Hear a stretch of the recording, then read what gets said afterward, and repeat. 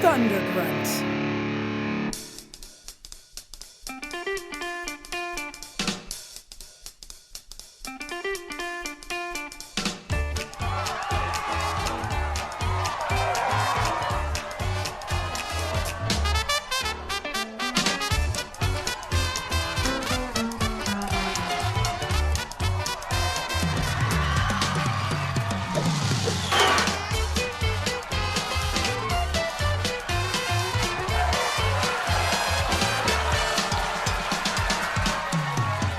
Welcome to Writers Blockbusters, the show where we treat the final edit of a movie like the script. I'm one of the hosts, Bob Rose, and my Twitter handle is @ThunderGruntBob, and the other guys are going to introduce themselves right now. I am Jimmy George. I am a screenwriter and script consultant. My Twitter handle is @JimmyRGeorge. I'm Jamie Nash, and I am a screenwriter, and I'm the writer of Save the Cat Rights for TV on Amazon. And my Twitter handle is @Jamie_Nash. Yay! Fanfare. By the way, anybody listening, Comedy of Horrors, which I directed a short from. I'm just going to plug up front because people might turn off right after the plug. Comedy of Horrors comes out on demand this week. Amazon, I guess, is the easiest place. Vudu as well. Check it out. Horror comedy for the kids. Not really for the kids. Very much not. Really? But you know, I don't care. You know, you might be a bad parent. Get it for the kids. Let them grow up quicker. They need to see this stuff. I saw movies like that when I was a kid. Yeah, I watched hardcore stuff when I was a kid. Come on. I don't believe I'm excited in to hiding see it, Jamie. kids. That's awesome. Yeah, I'm excited to see it too. Comes out Tuesday, the April something. I can't remember the date, but whatever next Tuesday is, tomorrow or today or whatever it is on this podcast. Well thought out plug by Jamie Nash. What a great plug. There you go. Comes out Jamie Nash, great writer. Sometime. Not the best plugger. I found out the movie came out next week, like yesterday. So it's that exactly. Anyway. Anyway, today we are I think so far on this podcast, not since there's 900 Spider-Man movies, we've only covered 2 of them, I believe, right? Yes. Spider-Man Into the Spider-Verse and Spider-Man 2. Mm-hmm. And today we're going to talk about Spider-Man No Way Home, a little movie that no one saw and everyone forgot. We're kind of coming to this one late, but I think it's on VOD now, right? Mm-hmm. That's we did. So what you're saying is we as a podcast do not like the Garfield movies. That's what you're saying. And we're here to shit all over them. That's what we're here to do. If I'm honest, I don't hate them completely. I've never seen them. Yeah, I know. They're just fine. They're just fine. That's the way I feel about it. There's some egregious, terrible things, but Garfield is fine. Okay. So before we get into it, let's go around the Zoom circle, and we're gonna give our little, non-script thoughts. A little chunk from each of us. Jamie, you want to go first? Start with Jamie, I think. Yeah. So for whatever reason, I saw that. I don't know, maybe because of COVID, like Omicron was ravaging the world when this movie came out, I think. So I saw it a little later than everybody else. And while I avoided spoilers, I somehow seemed to absorb. There was no surprises in this movie at all. Like I knew Daredevil was showing up. I knew it's weird. I like avoided these things, but somehow I knew none of them surprised me. None of them did anything for me because I already sort of knew. And there weren't any.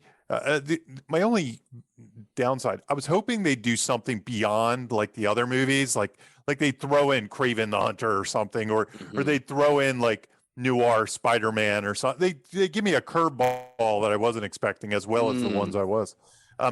That said, highly enjoyable movie, highly fan film-esque. I found myself disengaged at some point, maybe because I saw it after the hype, after the fact, and we'll talk about some of the things about that. But certainly an enjoyable movie, and one I look forward to watching again because it's fun, it's funny, it's got people you like in it, all that stuff. So that's my take. Jimmy? I wasn't like, I'm kind of Spider-Man'd out, even though I love the character and I really enjoy Tom Holland as I'm kind of MCU'd out, honestly. Like I was very How's that I- possible? I begrudgingly Already so soon? It's like been like 12 years. I'm starting to build this like negative, like old man yells at cloud feeling about the MCU and the fact that like I feel like now I need to watch WandaVision before I watch the next Doctor Strange movie. It's very frustrating to me that I need to spend like 6 hours before I can even possibly follow along what's going on with Doctor Strange. And so I hadn't seen Far From Home just because of life and not because of lack of interest. And so I was like, oh shit, now I gotta watch Far From Home before I watch No Way Home. And so with all that baggage that I'm putting onto it, I was not like excited about this movie at all, like coming into it, but I loved it. I did love it. And I think it's like a great, ode to the cinematic exploration of these characters. I think it makes Tobey Maguire, the Raimi verse, I think it's a nice closeout to the Raimi verse. I think it's a nice, even though I didn't see the other web ones, what they did with the web verse, the middle section of the Amazing Spider-Man. The Amazing Spider-Man, how they closed out his character, it seemed like he had unresolved issues that they closed out in this movie. I think it makes all the other Spider-Man movies better, which is like, that's the best you can hope for, right? So for me, I really enjoyed it. I was really satisfied by it. On rewatch last night, I liked it even more. So that's a good sign. I had my baggage off and I was like, let me just see if I enjoyed it this time even more. And I did. So yeah, I'm just really tired of watching 4 movies to understand what's going on in the newest movie that came out in the movie theaters. Yeah, the MCU is essentially turned into actual comics where you needed to read all the comics to know what's going on. Right. So yeah, Jamie, I'll even give you this. When I first saw it, I didn't completely utterly love it, but I also want to say that when I first saw it, I was supposed to see it with a bunch of friends. It was 6 of us. 4 of them had COVID scares. I ended up having to see it alone, double masked. It was like functional sex to have procreation. It was like I just didn't want the movie to be spoiled. Nothing about the experience was enjoyable, and it wasn't Spider-Man's fault. You know what I mean? So I wasn't completely head over heels, but watching it for this podcast actually totally changed my vibe on it. I actually really, really loved, revisiting it because, it's like, I got the rap sheet of what happens when I saw it the first time, and I was just like, please, no one breathe near me. But now, now I watched it like with actual, like, I paid attention, and I really enjoyed the whole thing. It doesn't deserve an Oscar. Everyone is saying that is, I think, is crazy. But it's a meme movie. It's all memes. It's paying off almost 20 years worth of Spider-Man movies.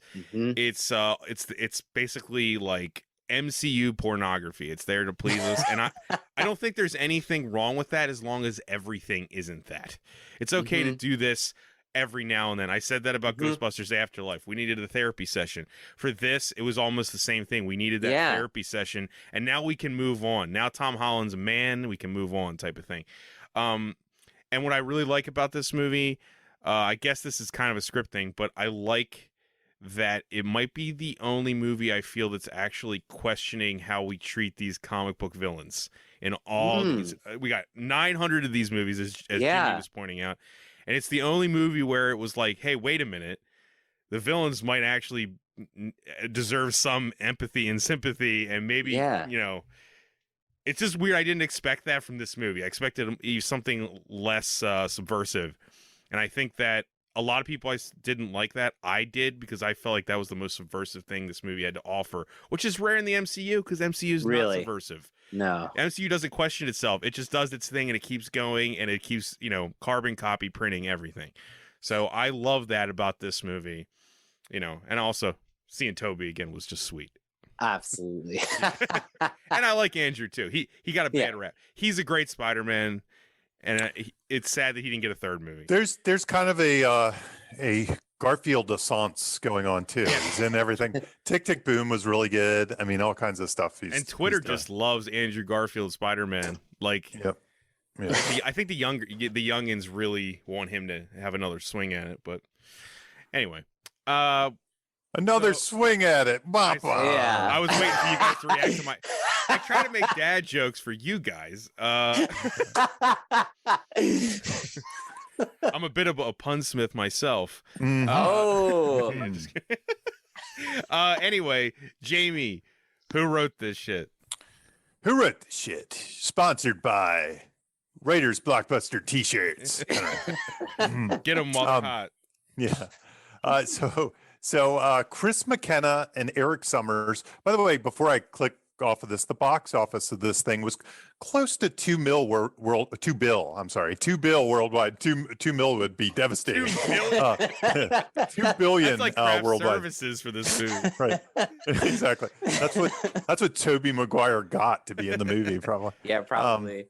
So those two guys have written a lot of commercial stuff, starting with, I'm trying to see where it started. I know they did the Lego Batman movie. They did Jumanji, Welcome to the Jungle, which we've done on this show. We've done on the Jumanji. show, yeah. Jumanji, Welcome to the One of the Jungle. most popular episodes. They did Ant-Man Wasp was their first MCU, I guess. No, I'm sorry. Spider-Man Homecoming was, well, you know what I mean. It's kind of, but the pure MCU, I guess, not the Sony MCU. So, and then they wrote all the Spider-Man flicks as well. So there you go. Yeah. I mean, the one thing you can say about Spider-Man, like, franchises is they all seem to have a set team, right? Like, like all three of them have. Yeah, that is interesting. That's stuck with the whole franchise. These guys got their start on Community and American Dad. They went from American Dad to Community to the Mindy Project. They worked on all three of those shows. So there's a lot of articles out there interviewing them about this movies and the process and the decision. So I mean, if you just type in their names and in Google, you're going to come up with a lot of great quotes and insight into this. It's kind of like writer's commentary. Also, it is I mean, this goes with writing too. It's a COVID movie. I'm sure that affected the script and everything, right? Well, I think there was a big issue. Sony and Marvel were having their divorce at this point. They were going to break apart. And I think it was something like Feige wanted 25% of it wasn't Feige, but Disney wanted 25% to use Feige as a producer and use Marvel. And I think the old deal was somewhere in like the 5% range. And Disney was like, we want 25. And Sony's like, no. And then ultimately, I think they got to 25, but Disney had to kick in like a large investment, to do it. Gosh. So there was a whole big complicated thing where Tom Holland actually they give him credit publicly. I don't know how much credit. It might just be a nice spin. Yeah, it feels like a spin. Like he went in and negotiated the peace between the two sides to keep the franchise together. Yeah, it sounds like hero. Sounds like BS. I'm sure that really happened. I'm skeptical. Sony doesn't need the MCU. They got Morbius. They're fine. Okay, they don't need anyone. I think the guys, once they determined like what they were going to do with this, they just went all in writing everybody they wanted in, and then it turned out they got everybody at the end of the day.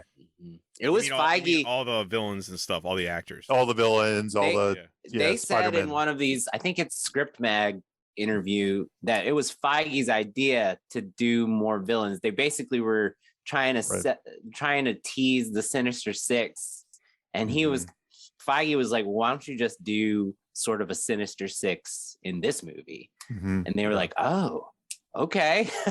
Yeah, and also I think they had a villain that wasn't from the originals, like whether it was Kraven the Hunter or it was Kraven. So they in these interviews they were like, Kraven was always, every single person wanted to do Kraven. Kraven's cool, is what they said. Kraven's got the fur. Yeah, and that was going to be the overall villain, but then they eventually through the drafts they realized they have plenty to do with the old villains and just using them. There's just so much you have to do in this movie, adding, establishing another new villain. Right. It's like just for runtime. Like, okay, we got all these guys the audience knows. Let's just use one of them. And the villains are all like barely get their time anyway. Just enough. Like it's like just enough of a moment. It almost Green Goblin and Doc Ock, but it almost feels like they carefully are dividing the roles because in some ways, the Green Goblin, Norman Osborn, and Doc Ock, they kind of are similar at times when they're mentor villains. It feels like they're kind of divvying up their pieces. Like, we'll give it to him while he's off screen, and then we'll give Norman some stuff while he's off screen. Yeah. And it definitely was a balancing act. But and then Electro I'd doesn't argue seem they to have feel as much to different. do. I And still they do argue- feel different. I argue they do feel different. Yeah, They do have some those two some specifically. differences, but you could also see a movie where, I don't know, one of them's eliminated and combined or something into one character and some weird way. Consolidation was not I mean, a decision in this movie. I think that, if you wanted to make the budget version of this movie, it could have just been the Green Goblin comes back. It could have been, and that could have been almost enough. I'm glad it wasn't, but No, I love what you pointed out. It definitely tracks about the villains. T-shirt. Bingo. About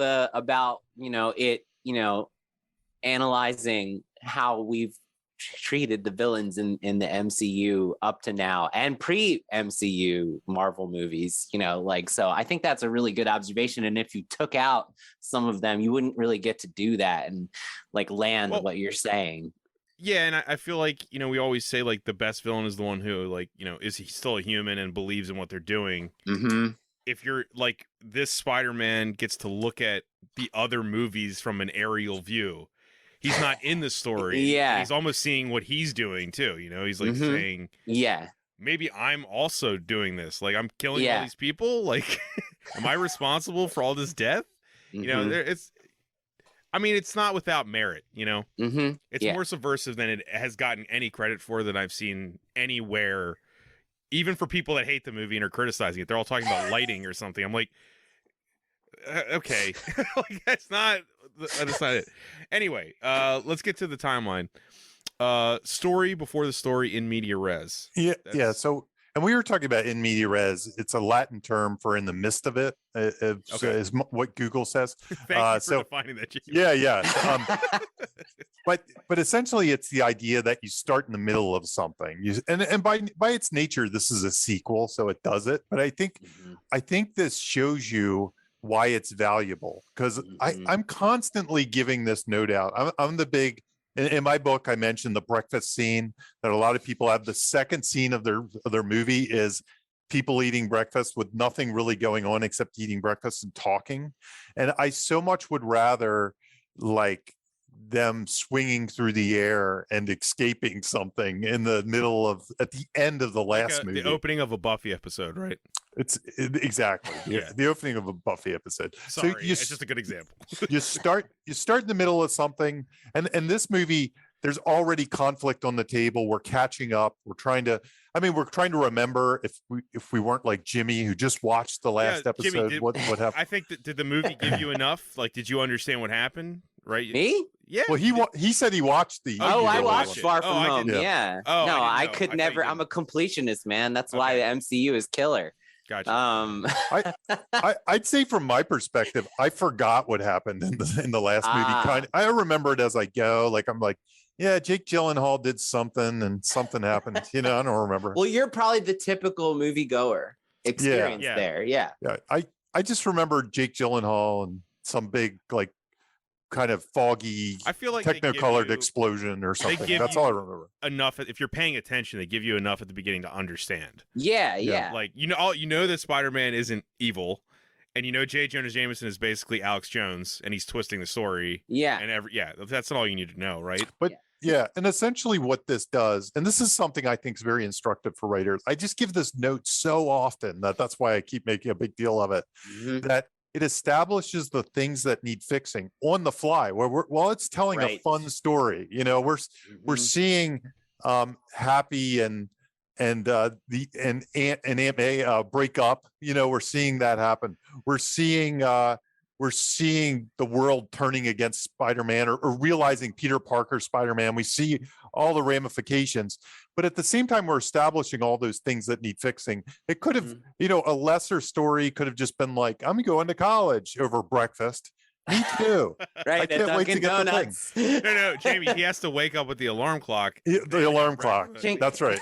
And hey, did you fill out your application to go to school yet? Says Aunt May. Oh, yes, I did last month. I can't wait. Today might be the day I get it in the mail. That's a Lifetime movie right there. Yeah. Well, that's sadly that's 75% of the scripts I read is that. Same.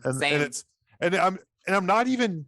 It's a joke, but it's not even really a joke. It's so many happen. So one trick is get it in motion. Have something else going on. Jump in, pretend your movie's a sequel, and jump in. Jump into some other movie. Pretend your movie is a sequel is pretend it's a great, sequel. James. That's I'm using it. There you go. That's pretend it's really incredible. I know. I'm brilliant. Put it on a t-shirt. T-shirt. T-shirt that. When have we not said you weren't brilliant? There you go. That's the other Jedi Master all the time. Jamie's clicking, signing out right now. Yeah, that's it. Jamie just talks and he fucking writes books. It's like doesn't even matter.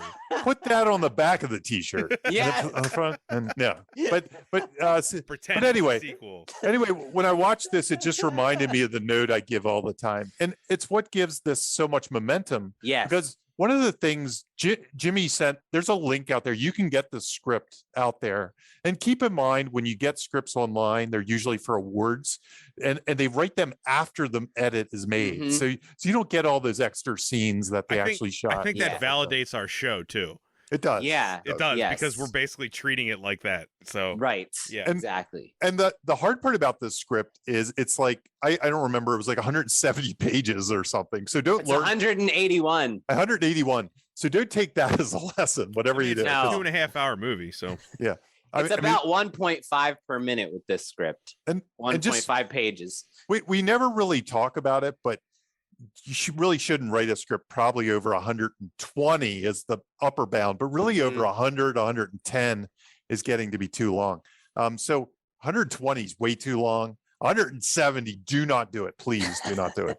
And the only other thing when you read the script, do not put 2 spaces after a period. Please, please do not do it. Just don't do it.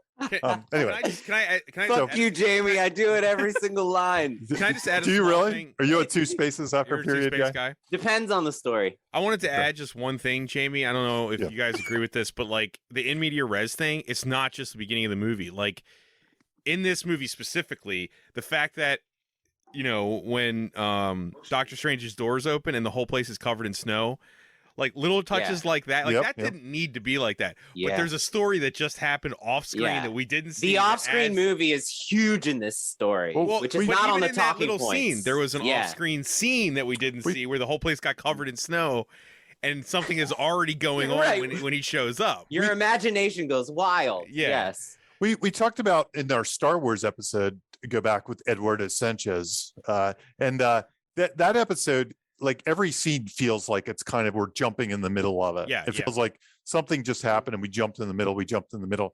So you're absolutely right. That's a trick that you should use. You should jump in the middle of things because one of the things we'll talk about later is tension, and one of the tensions is curiosity. And if you can get the audience to be building their own story while you're starting your scene, that is a sort of tension. That's an itch that needs to be scratched. That's something that keeps attention to watching. So I think this movie does a great job of that.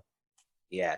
I just read the Word Player article again, Jamie, that you quote all the time about big world, small window. And when you have these worlds that are so massive, you still need to make it as small of a window as possible. And the quote that opens the article is from Ted Elliott, not Terry Rossio, one of the writers of Pirates of the Caribbean and many other things, Aladdin, Small Soldiers, Shrek. He Little says, monsters.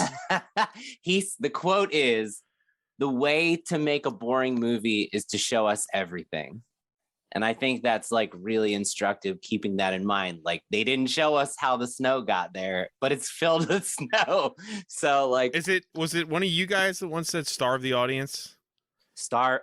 Ooh, I didn't say it. Or did I hear that someplace completely? Jamie Nash Magic? No. I can give it to I saw it on a Jamie. T-shirt, I think. Yeah. A blue T-shirt. I made a T-shirt. Jamie bought it and then sent it to me. In the Writers Okay. Blockbuster store, there's a T-shirt that says that. I've heard that before. Like, starve the audience. Don't tell them everything. Keep them moving. You know, Like they didn't show us. They didn't show us. They could have easily introduced the Andrew Garfield and the Tobey Maguire getting pulled in. Yep. And all that stuff that happens, but They could have instead, come in like Terminator or something. And yes, see them, instead like, we where don't. am Yes, I? we don't Yeah. see the Terminator moment of them coming to the new world. We just see when they enter what's consequential to the A story. You know, Right. So, yeah, They come in when they have something to do. when they have purpose, and it's Yes. very instructive in that way. Yes. Yeah. And you know that I think that's a perfect time to talk about Out of the Bottle, because that's the type of story this is, right? The Pandora. Jamie, I feel like we box. haven't talked about Out of the Bottle much in this show. You know, they don't make them like they used to make them. You know, there used to be tons in the Back in 80s. There were my so day. many.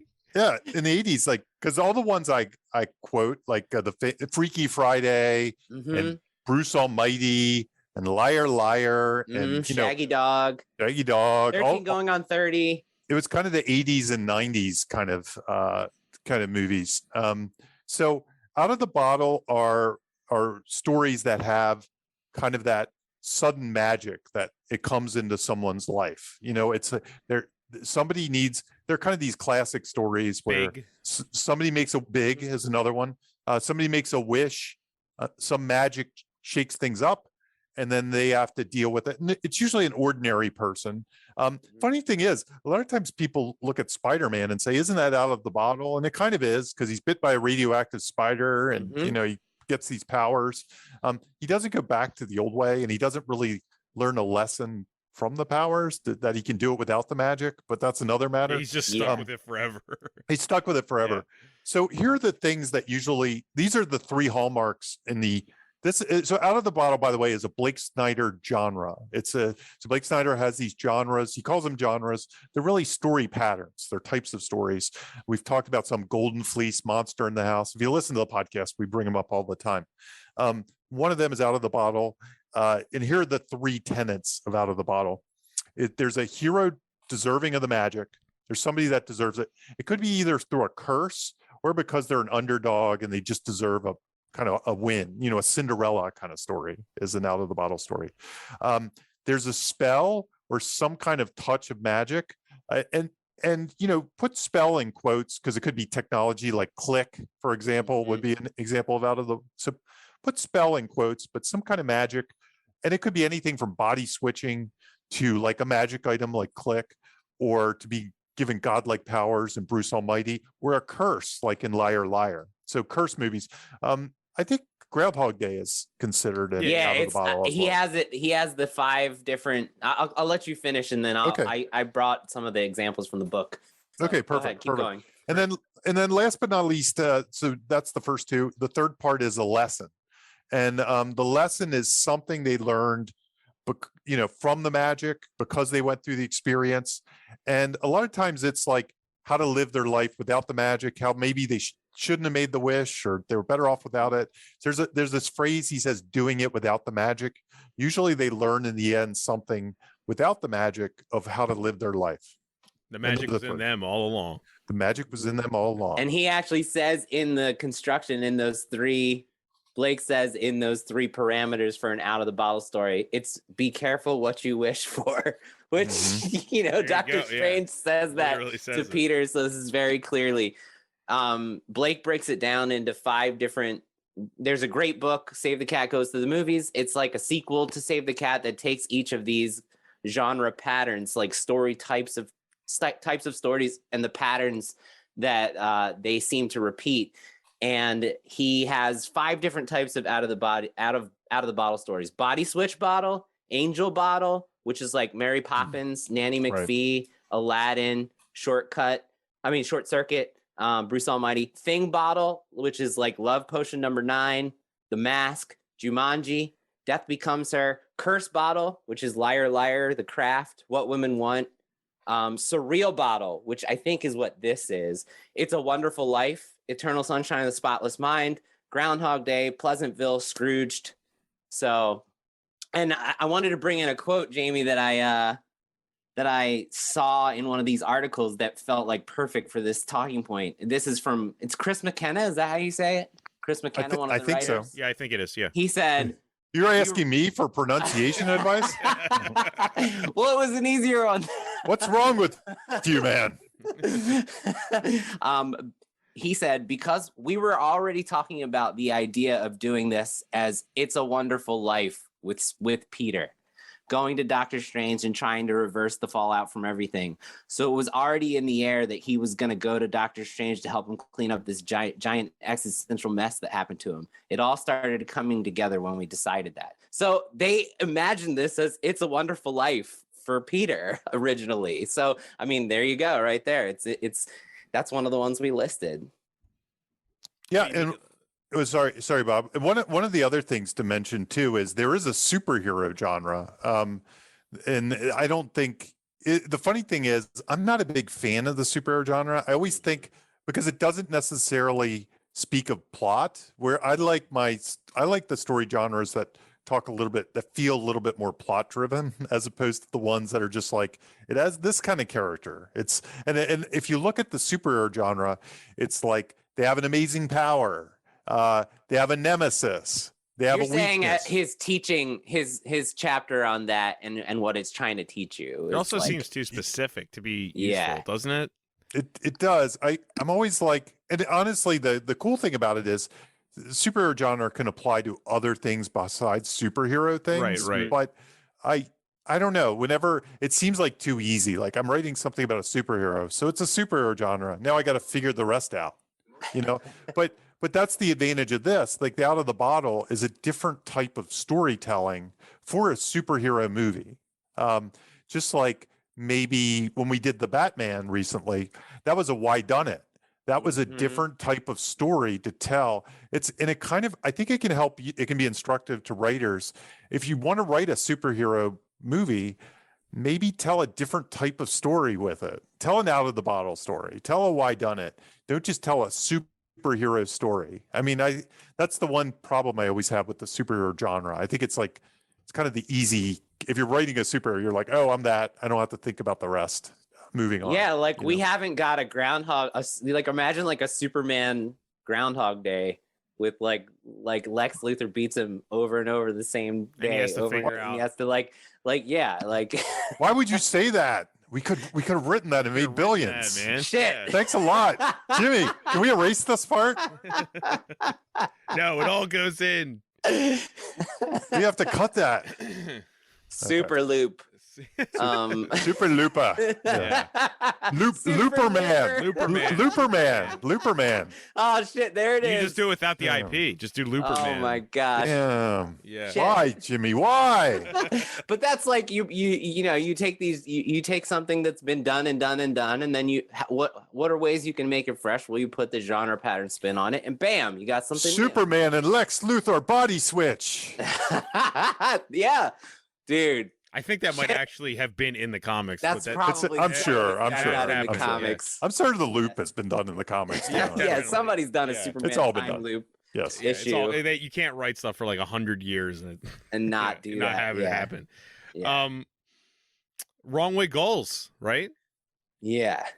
I mean, I don't have anything down solid for this talking point. I just kind of wanted to talk it out amongst the three of us because it's kind of loosey. It's loose. One thing in doing that, let's talk about the Out of the Bottle, how Out of the Bottle applies and mix it in. Okay, cool. Because I think it's part of the goals, right? Okay. Yeah. So Peter, obviously there's a spell. There's the spell that goes wrong, right? He kind of makes this wish and the spell goes wrong. It's his fault specifically. I think it's his fault. His fault. So I don't know. Is it instructive to talk about the goals in relation to that spell? Like at that point, he's causing his friends' lives and his family's lives to be burdened because he's out as Spider-Man, and he wants everyone to forget who Spider-Man is, except the ones he loves, because except the ones he loved. Right. So So what do you think? Is there a wrong way goal there? Is it? What do you think it is? Give people listening just a sentence on what a wrong way goal is. A lot of movies are wrong way. Like they're basically wrong way tactics, and then the character has to learn what the right way is. It's kind of because it's kind of setting up the arc, because there's wants and needs, and so usually there's a flawed character of some sort. There's some flawed thinking, some selfish thinking, something like that at the start of a movie, and that dictates the wants, like what they want to happen. But what they really need is something else, and usually they're ignorant to the thing they really need until the end of the movie. So they go about these wrong way goals, pursuing their wants through most of the movie until they learn in the end what they really need to learn. Yeah. So the reward. So I want to talk about the reward and stakes. They stay the same. The reward and the stakes are the same the whole story, but then the characters changes the way they're going about, and really what their goal is sort of changes as they grow and they learn what the need is. They grow into understanding what they need. So with this, and Jamie, I feel like we can weave in your goal at your finish line exercise here. I feel like it fits. Like the reward is what we talked about in other Spider-Man episodes. Is Peter wants a balanced life, right? He wants a work-life balance. The whole thing is about like, how can I just be Peter Parker and Spider-Man, right? And like the whole story is trying to tell everyone him, like, I love safe while also fighting crime, right? Right. The stakes are like his relationships and the safety and prosperity of everyone he cares about. Just like any superhero movie, the stakes are always the people they love, because they're kind of impervious. Like ultimately, like nobody's gonna kill Peter, but lots of things could happen to the people that he loves and cares for. And this is another great exercise in this movie. So the reward and stakes are always kind of the same. Like they're never changing. We know, and he knows for the whole movie, that the thing he wants to gain is a work-life balance and safety for the people he loves. And the thing he fears is that he can't be Peter Parker and Spider-Man, and that if he continues to be Spider-Man, the people he loves are going to be harmed, or their life is unraveled, like they can't get into MIT. I'll almost even say it's already broken. Like, yeah, no, it is. And that's just, it just remains. Not worried about the future. He's like, literally it's already gone. Exactly. Yeah. So there's no turning back anymore. But the goal, it's out of the bottle, right? So he's got to get the goal is ultimately to pull all of that back, right? And that's like, going back to what you said, Jamie, about the out of the bottle stories. Yeah. So. And it feels like, I mean, we'll get to the theme of the arc or something. It's a little tricky in this one, because I feel like from the outset, from the beginning, if you ask me, like, what does he really need to learn? It's probably something like to be okay with being out and being honest, or something like the world as their, but that's not totally where it ends up. So we'll talk about that. We'll get to that later. Yeah. But it's important to all this. When it comes to like Peter's goals and stuff, a movie interrupts the movie. Yeah. It's when Peter learns what the real deal with the villains are, and then that becomes the goal, right? Like, well, see, that's the weird thing about this movie. Let's talk about the goals in particular. Yeah. The goals change in this movie.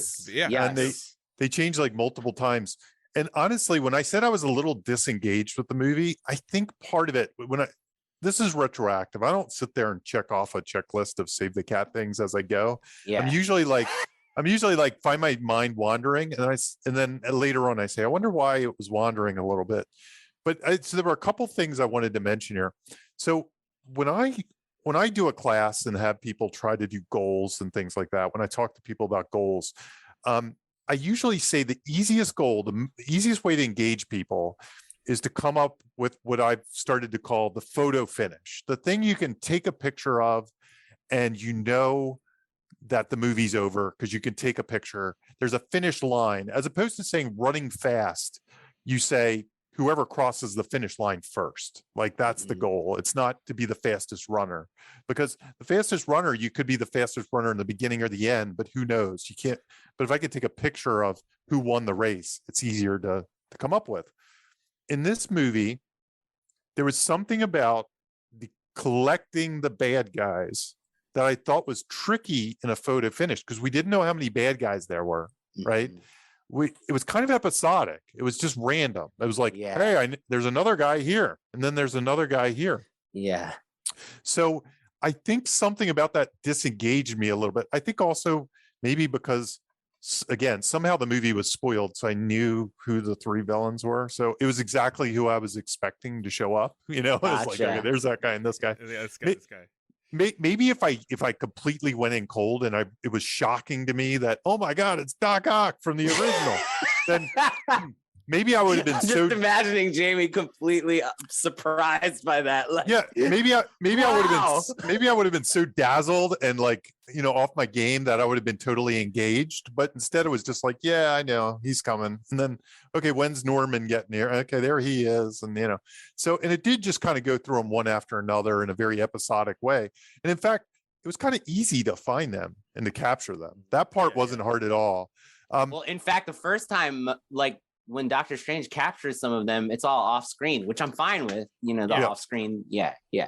But 3 hours. Jamie, I tracked all the different goals as they shifted. And Okay, good.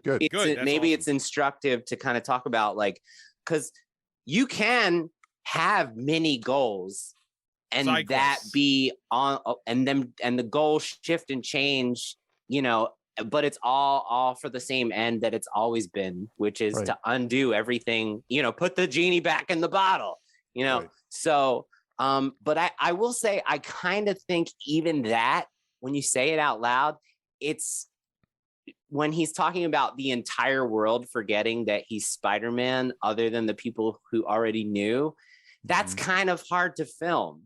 Like, drawing that finish line in itself is kind of, it's borderline abstract, right? Like, It is. you get it, but even from a construction standpoint, this concept, because it's telling an out of the bottle story, is kind of hard to do your standard MCU.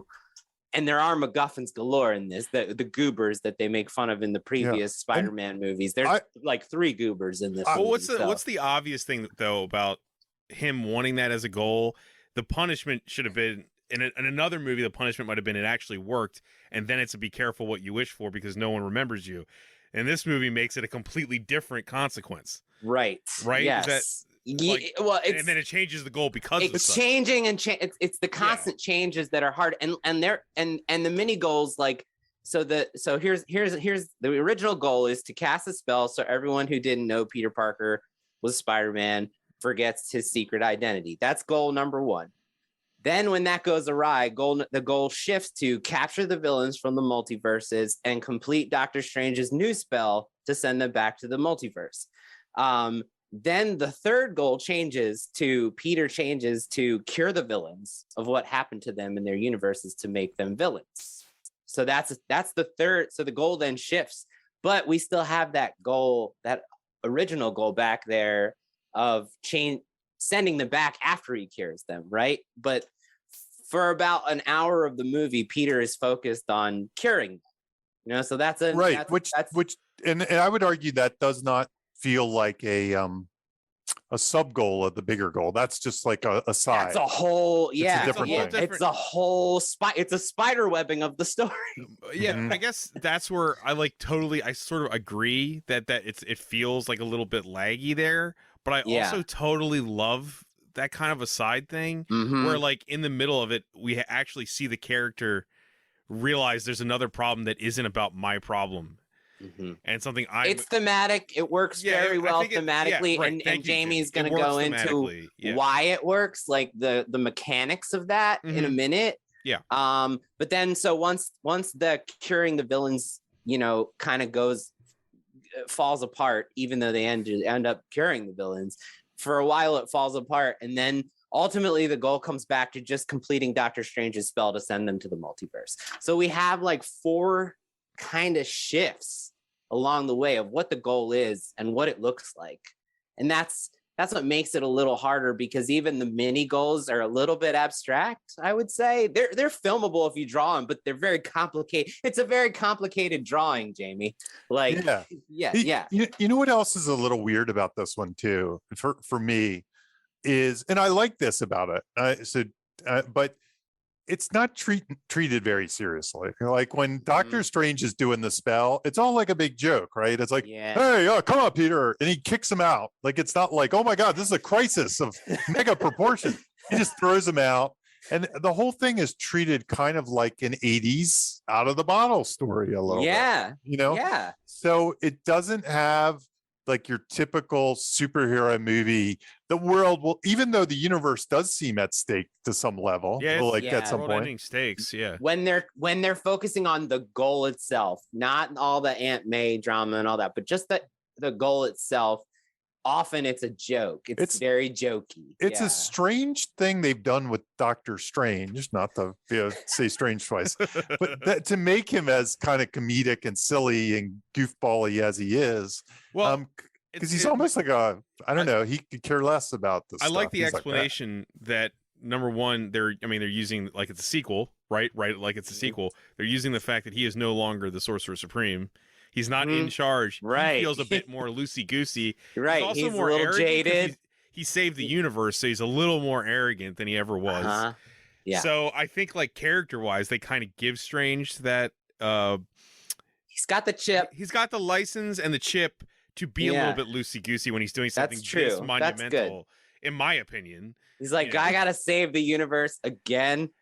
Right, but I'm also not in charge. Like, he almost said comes, it was okay. I can do this. He almost comes out of something like out of a Harry Potter thing in this, though. Like, he's kind of like a bumbling wizard. You know what I mean? That's like, true. Like he takes himself almost like he has a blind obsession. Like he thinks he thinks he's great and he's in control, but at the same time, he's kind of screwing things up along the way. I mean, maybe that's thematic, though, which we'll table that for a minute. Okay. But I want to talk about the villains, like, because Jamie, this can go ahead and go into all your tension stuff.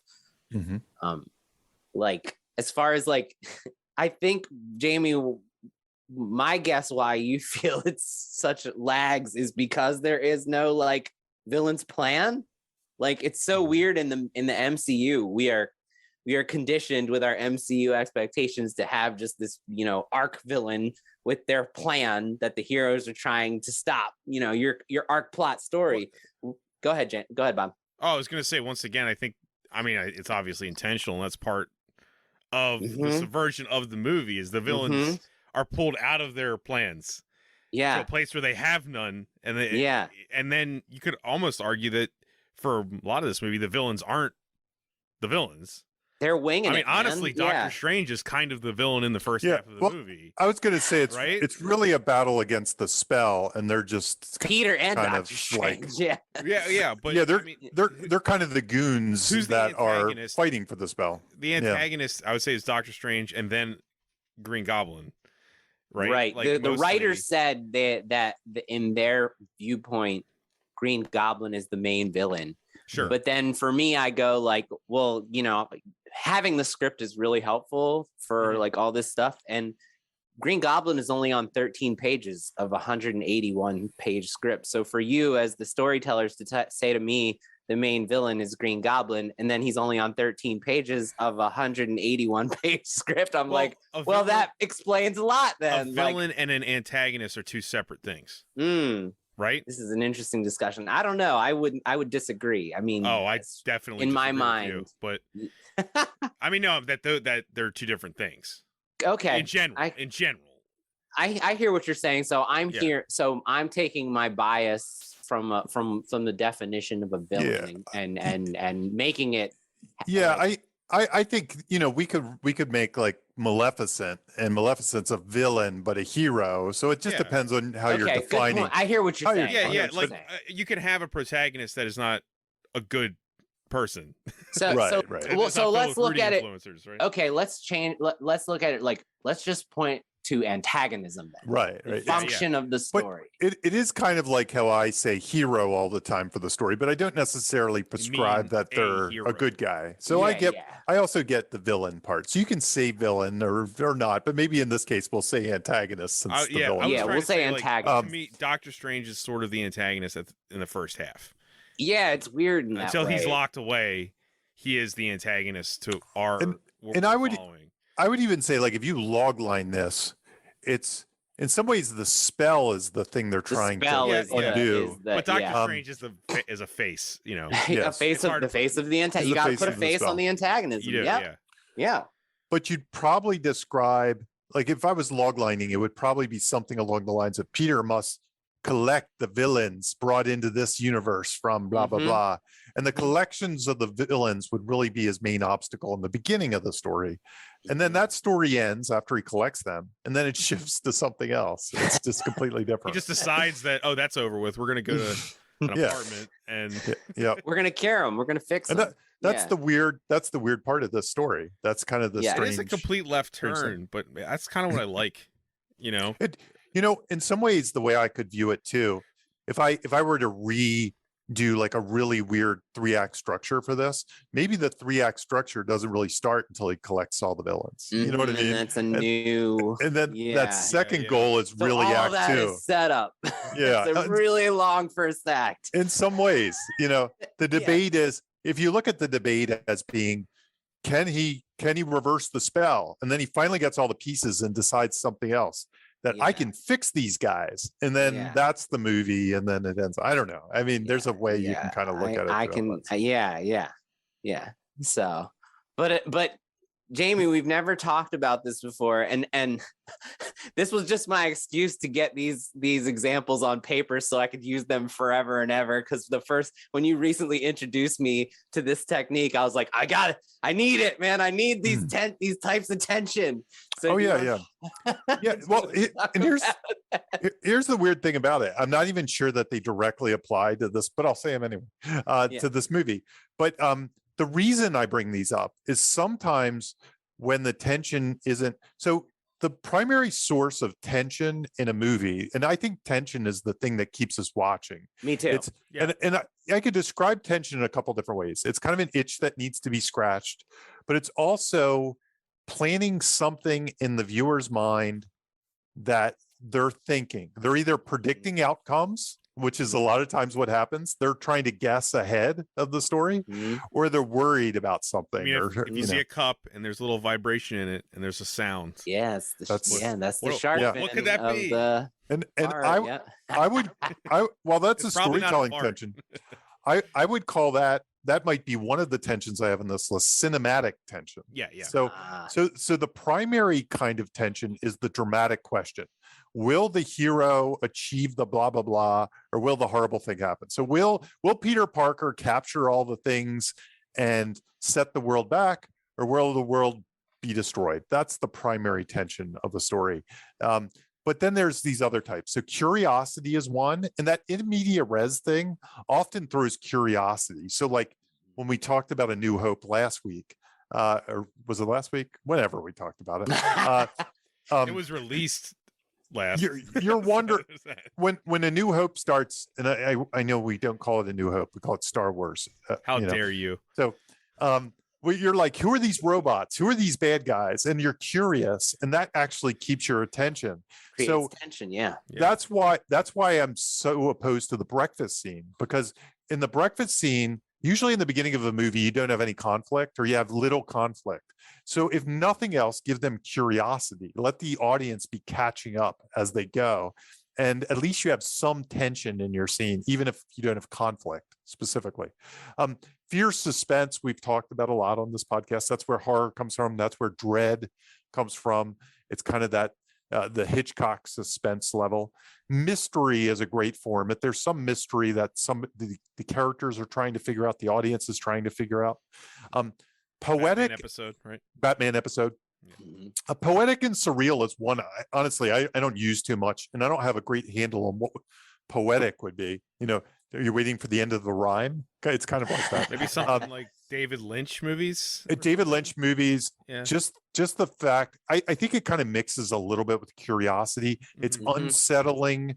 It's unsettling the viewer to the point where they're trying to piece together what the heck is going on. I think so much of this movie is surreal. It's you know, 3 different Peters, all these villains from different. I mean, there's so much surreal tension going on in this story for sure. That's a good call. That's a good metatextual surreality. Yes. I'm just giving it a term. And cinematic is something largely outside of writing, but you can cue things up. Like you mentioned the Jurassic Park ripple. That's a written thing that kind of adds the cinematic tension, but it could just be the way it's shot, the POVs, you know, things like that. The aesthetics. Yes. The aesthetics. Yeah. You know, something like the example I think of is that one long shot in a horror movie that doesn't cut. Dread, dude. Yeah. And you're like, it's cinematic tension. I mean, we're talking about Spider-Man. Just think of the Sam Raimi movies when he does tension. Yeah. It's all camera work, right? Right. Yeah, so absolutely. much of it. Yeah. And the last one on this list is romantic and relationship tension. Just kind of those unspoken things. Will they, won't they? You know, anything they say could be a bomb of subtext to the other person. So it's kind of the romantic relationship one. So the tension types. And I think you'll find almost all of them in every good movie. You know what I mean? To a certain level. From scene to scene. I feel like everything you describe here explains to me why I enjoy the moments of the story that aren't driven by a villain's plan, because they are just laden with, like, I mean, the bomb under the table, the fear, suspense, tension is, when are these villains going to turn on Peter? You know, and it's true. Who's They're all going bombs. to do it? They're all each individual ticking time bombs of monster villainy. That's an excellent point. So, like, you're watching like an hour of the story where the bomb has not gone off, and there's just this underlying suspense of who's going to turn on Peter, because we know one of them is. You know, it's, you can't have all these super villains all there in a small apartment. Exactly. In a pressure cooker situation of, you know, they're in a new universe, and not have all of the, and you know, not all of them are going to go along with Peter's goal. As silly as it is, it never feels safe. And that's good. Yeah. And I think that speaks to Jamie's types of tension, because I feel like there's curiosity, there's fear and suspense, there's mystery of how are they going to cure them. There's the surrealness of the situation. There's tons of ways that there's cinematic tension, and there's the romantic stuff between May and Happy, and Peter and MJ, and also really Peter and Ned with their friendship, you know. So I feel like all of these tensions are present, like ever present throughout the movie, especially in the periods where it kind of goes off to the side of this other story. Yeah. So for me, like when I was thinking about, like, why does it work, I immediately thought about these types of tension that you had, like, brought up to me recently, Jamie. So thanks for sharing them. This is a hard one to talk about, because there's no movie like this. Yeah, there's just no movie like it. It's one of a kind. It's one of, I mean, I think we're gonna start to get movies like this all the time now. I know. Sadly, but there, up until right now, there's no movie like this to talk about. I know. Part of me, I mean, we can talk about it later, but part of me goes like, well, maybe we should do Everything Everywhere All at Once as an episode, because it would kind of be like the non-MCU version of this, you know. And that's what I'm assuming it's going to be. So, and rumor is those guys turned down Loki to do that. That's crazy. They turned down to do their own. Good for them. That's amazing. But yeah, I was just like, there's no describably in pop culture, and it's just there's nothing like this movie at all. Because even then, you could even say there's tension in just when Andrew and Toby show up. Yeah, it's not on the page, but how are they going to use them? What could they possibly do? Like, there's so much curiosity there. Yeah, how are they? Is this just a cameo? It's like I know that's not writing, but it is. No, it is writing though. That's what you're saying right now is writing. But it's not conventional. It's not like it's not conventional. Yeah, it's right. Yeah. But there is something to it. Like, what is this? There's craft. There's craft. Some craft. Yeah. Can we move on to meaningful choices? You want to talk about that? Yeah. So it's weird that we're on episode 77, I think. Yep. And we have never talked about this concept, technique, importance once. And for me, I'm that weird. It's funny, Jamie. I was laughing when you were talking about checking off the save the cat box. Like, you don't check off the save the cat boxes as you watch a story. I'm constantly having to turn off my deconstruction brain because all I do all day for a living is deconstruct story. So like the Matrix Code, it's like all I see when I watch the movie. Your clients have ruined your life. Dude, I can't. I mean, that's why now I gravitate toward documentary and like informational stuff, because I can't predict what's going to be given to me because it doesn't function that way. Or you can just watch every TV show, which is a true story based on, yeah, like but the Dropout and We Crashed in the Lakers and the thing about exactly. Pam, and they're all true stories. Yeah. But the one thing that even when I turn off, I'm able to turn off all of those things, all of those deconstructing things, and just enjoy a movie. The one thing I'm never able to turning off is I like whisper to myself every time it happens, meaningful choice.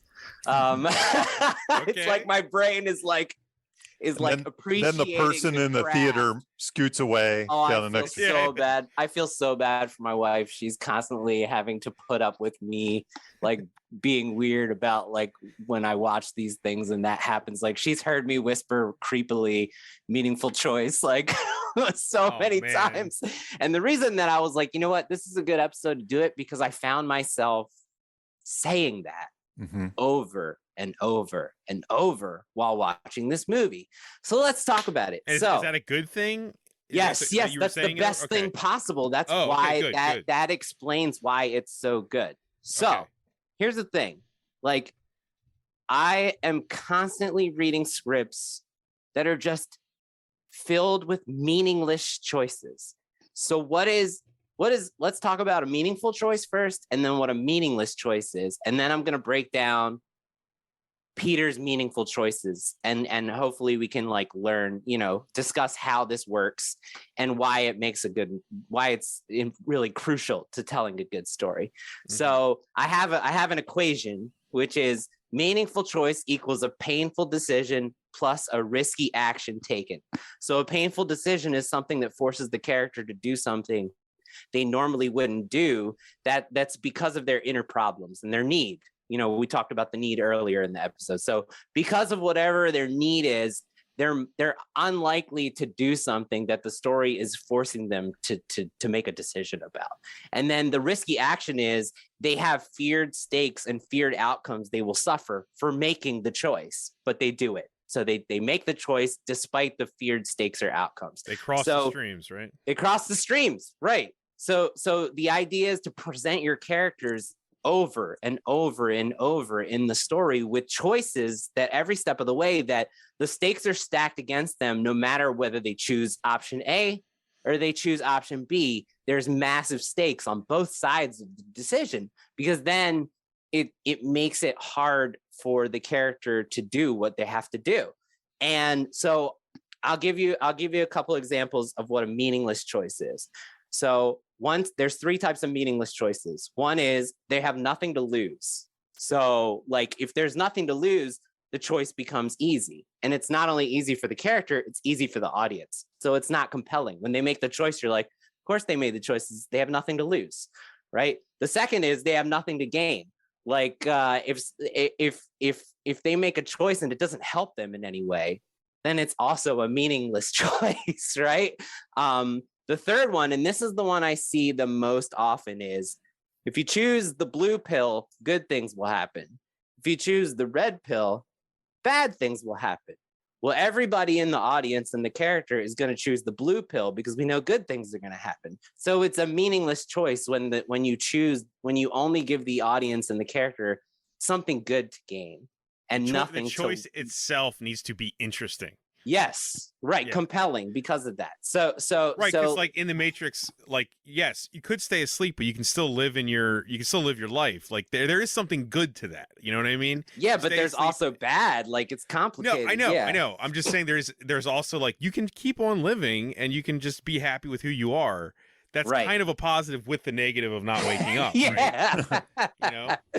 But like immediately when I talk about this, the thing that comes to mind is like the Dark Knight. Like he has the choice of killing the love of his life. You know, the Joker has both his the love of his life in peril and a boat full of innocent people in peril. Both of them have a bomb. Both of them, Batman has to choose. Bruce has to choose. Am I going to kill the love of my life, or am I going to kill a boat full of innocent people? Both of those have big stakes and negative outcomes. So it's an incredibly meaningful choice when they have to choose one of those things. You know, like you said, crossing the streams. Like if we don't universe, or if we don't cross the streams, then like everybody dies in like the whole world. But if we do cross the streams, then we could die. You know, so like just the four of us. Yeah, Egon, the whole world. The whole could die too. So yeah. that's an incredibly meaningful choice, right? Or it could be like, I'm trying to think of examples, like, I mean, even the Fellowship of the Ring deciding to actually go on the quest, that moment. That's a meaningful choice. They know that, right? that death is on the line. Right. Randy Quaid in Independence Day deciding to blow up the ship with his own... It's a meaningful choice. With his sacrifice, right? Yeah. So meaningful choices are like the last part of that storytelling equation. We have a hero with a goal. They have rewards they're aiming to gain. They have stakes they fear. They have formidable obstacles. They have a time pressure to do all these things. What are they going to choose based on all of those things? And that choice reveals who they are and reveals how they're growing and changing over the course of the story. So the choice is kind of the most important thing, and yet we haven't talked about it in 77 episodes. So we had a lot of stuff to talk about. We had a lot of other shit to talk about. So, I mean, think about, here's, you know, just what we just talked about on Star Wars. Okay, Luke, who has never, like, successfully wielded the Force, decides to turn off his targeting computer and use the Force in order to try to blow up the Death Star, right? He and we don't know if he's going to be able to positively use the Force. If he fails, everybody dies.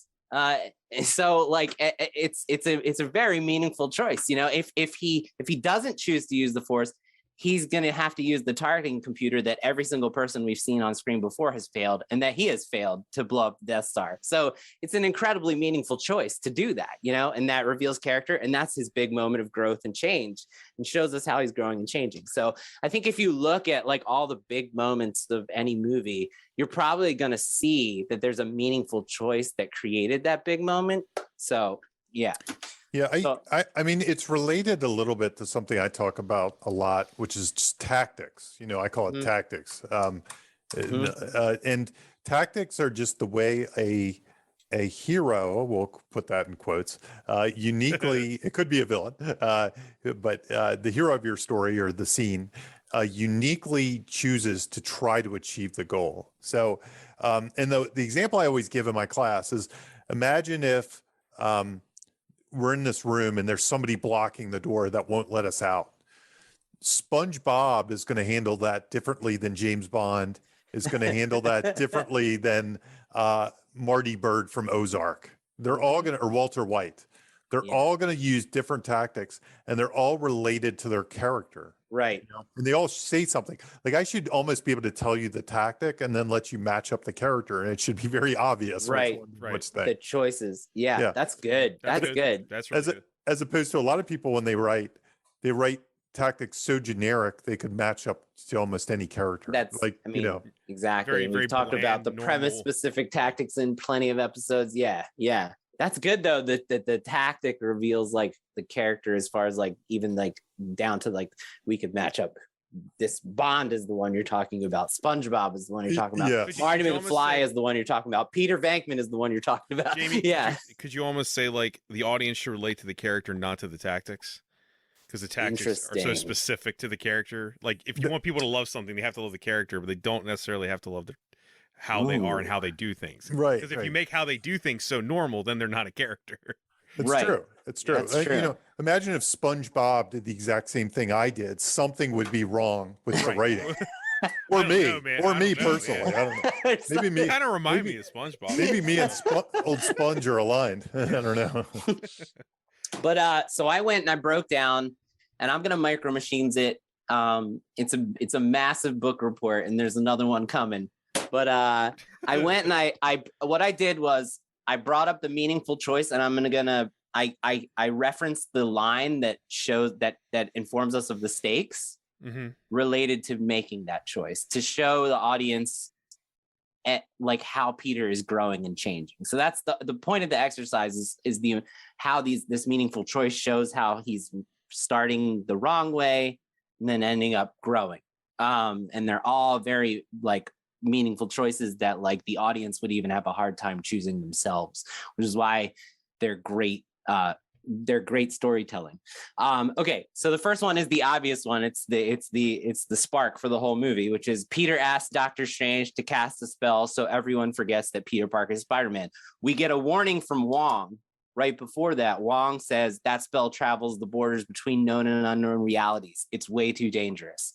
So we know that Wong, who's the supreme, Sorcerer Supreme, is saying this is too dangerous. But Peter and Doctor Strange choose to do it anyway. Meaningful choice number one. So the next one is Peter interrupts Doctor Strange and tries to change the parameters of the spell 5 times while he's in the middle of casting it, so everyone in the world forgets Peter Parker is Spider-Man except MJ, Ned, Aunt May, and Happy. And Strange says it's very difficult to change a spell mid-casting.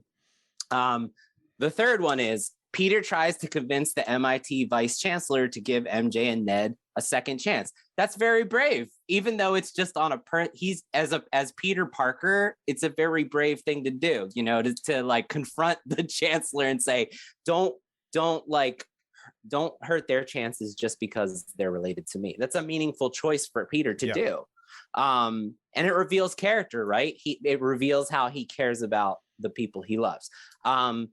The fourth one, Peter risks his friends. The fifth one, Peter talks to the villains from the multiverses against Doctor Strange's warnings.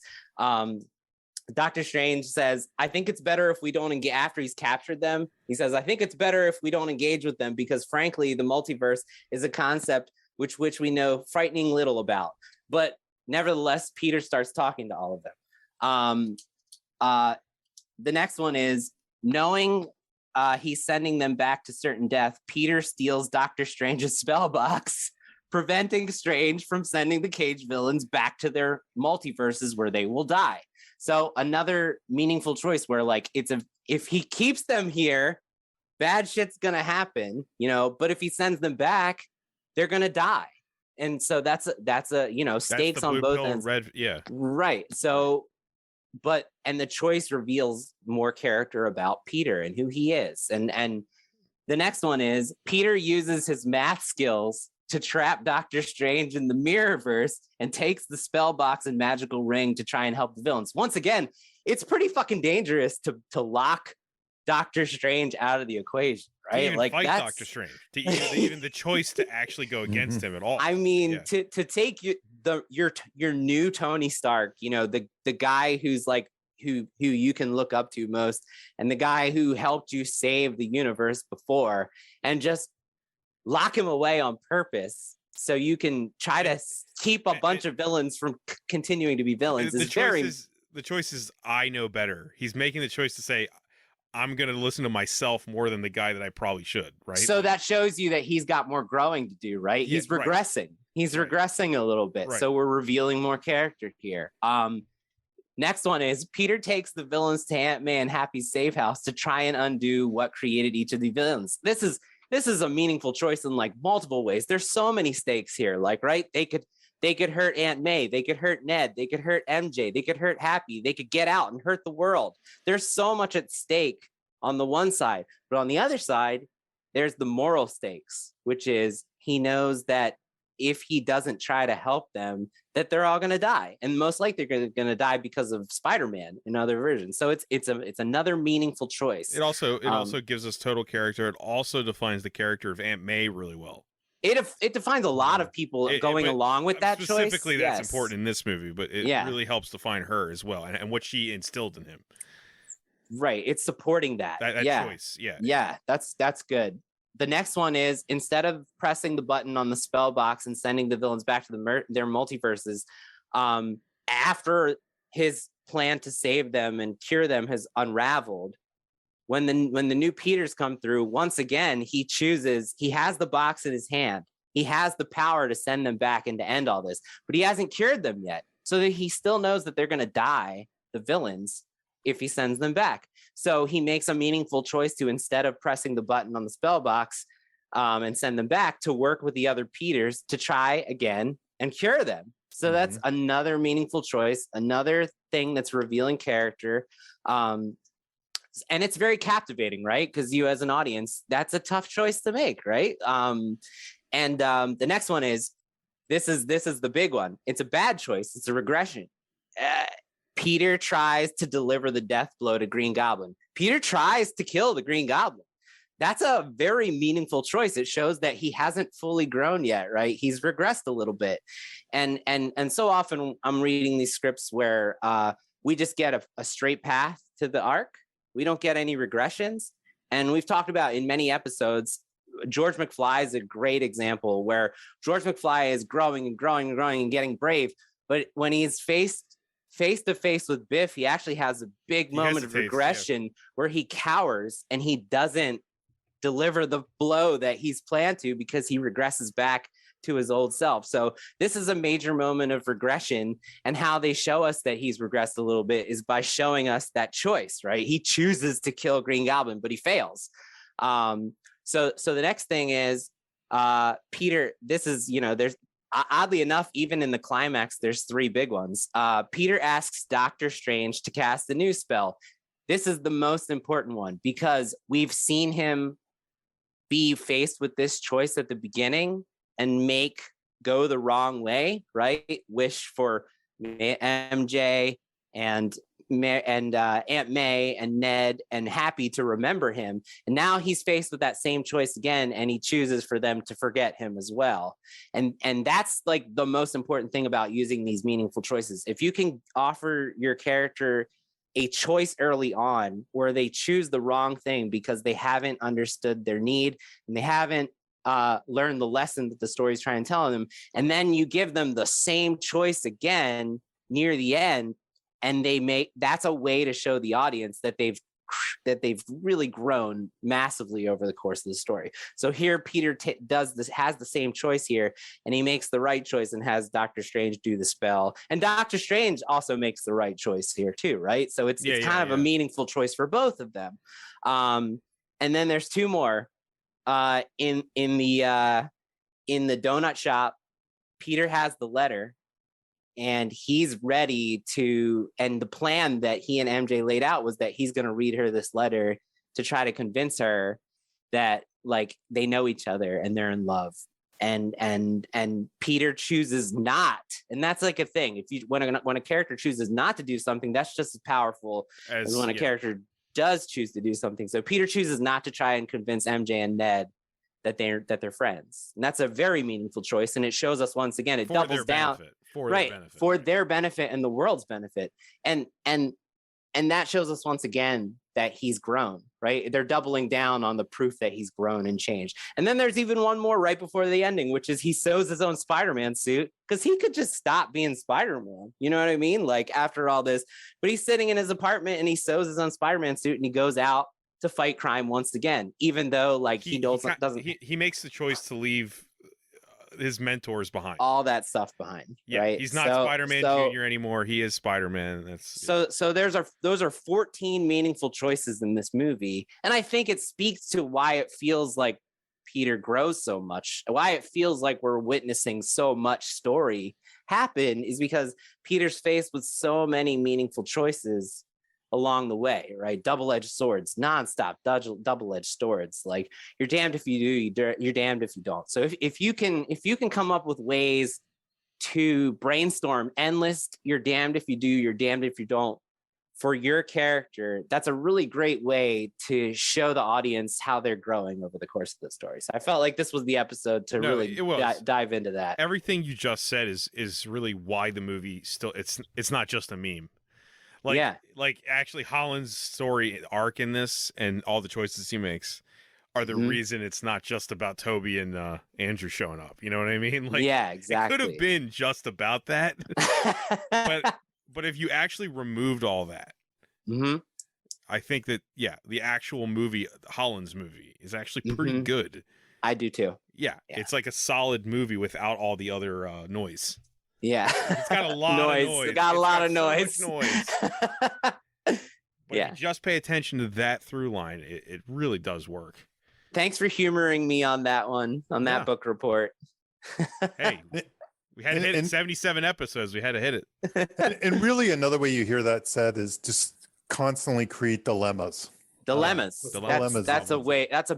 another way to put it, Jamie. Well, it's the same thing. I mean, it's just saying it a different word, but if you're dilemmas, it's the same thing. Constantly create dilemmas. Brainstorm dilemmas. You make the choices hard on your characters. So I didn't want to because I know what the next point is. I wanted to bring this up. You said the one choice was, or that he makes at the end with Doctor Strange. That he says, okay, so the choice is I have to be forgotten. That's the sacrifice, right? I'm trying to lean this into the theme discussion. At the beginning, like the wrong way goal is I want everyone to forget me so that this all stops. It's interesting that the solution to the problem is the thing that you would at the beginning you would normally think he shouldn't. It was always wrong to ask Doctor Strange to do anything, but in the end, the end solution is to say no, do it. Like, do you understand what I'm saying? Yeah, it's like, weird in that way. It's very odd how the whole movie twisted so much that in the end he was kind of right. Like, if he didn't mess the spell up, but he didn't know why. It's all because of Holland's. But with the theme, I mean, it's because of Holland's arc. But with the theme, it's a little awkward because I agree. That's why I brought it up on the talking point. Yeah, and it's something I've seen this movie twice, and I've thought about it both times. I was like, wait, so the world forgetting him is what was always the right choice? How is that to happen? He was right at the beginning. Yeah, you know what I'm saying? Like Tom Holland, like Spider-Man was right to ask him. He's like, if he just didn't mess the spell up and let Doctor Strange do it, everything would have been fine. Yeah, no one would have got hurt. No one would have got hurt, and everything would have been fine. Yeah, that's weird. So what does that mean for the theme? I know. That's why I don't know what the answer is. That's why I'm asking the two of you. I know. It's weird. Jamie, say something genius, please. Jamie's going to break out wisdom here. Yeah, this one flirts between a few different things, and it's hard to pin down because of that. I mean, it's not clean. It's okay. I'll tell you the really bad thing that I came up with that I think it really is, and it's kind of lame for theme. It's really with great power comes great responsibility. In some ways, because I mean, you think? All right, last episode, we're done. No more podcasts. Yeah, I mean, unfortunately, that's where, because it kind of fits all the different themes going into it.